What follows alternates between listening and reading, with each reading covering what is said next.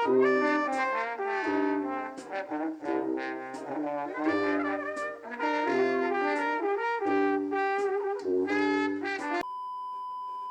was it, the thing about court that they proved in court that he was murdered by the, was it the CIA or the... Yeah, that's actually what woke me up was that because one of his kids, MLK, came to speak at OSU when I was there, like 20 years ago. Yeah. And yeah, 20 years ago. It was in 2000. And the court case had happened in 1999, and I hadn't heard about it because it wasn't on the news. Of course not. Right?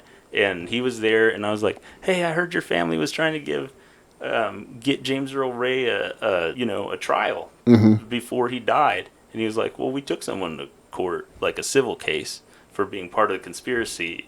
And he's like, we'll put the transcripts online, and they did. They're at thekingcenter.org. You can read the trial I read the conclusion, like the closing argument, so I heard like the case that they made, the King family, and then there are clues in there what other things you should read. Expert testimony on government abuse of the media and direct control over like all news.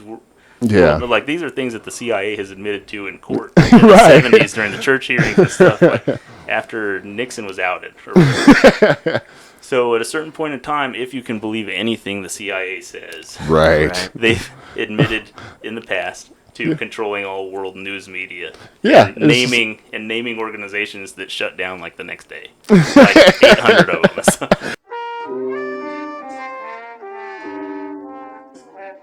What was the civil case? Who did they take to court or whatever? Okay, so to set the scene, MLK, he was murdered while smoking a cigarette on a balcony, shot in the mouth. That's pretty like a mafia message there, right? Right. And they say a little too on the nose. They say that this police officer named Earl Clark took the shot at him from behind the bushes on a lower level, behind a hamburger joint. This is what his family say? Yeah, owned by Lloyd Jowers. That's who they took to court, the owner of the hamburger shop, who above his shop is where James Earl Ray was staying in his room, which the official story is that James Earl Ray shot him from above the hamburger shop. Okay. Okay, so basically their theory was that the FBI, using the mafia to control this cop, or whatever,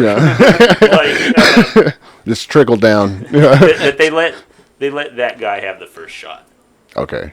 Which would have created a panic. Right. Which would have given the arm, if he didn't hit him. He did hit him. Yeah. But if he didn't hit him, it would have created a panic. And they wouldn't know where it came from, basically. And then the snipers or whatever were good to go to murder him. So he was going to be murdered one way or the other. And it was like a conspiracy with like multiple shooters. But this one got to go first or whatever. Wow. So that was their story. Okay.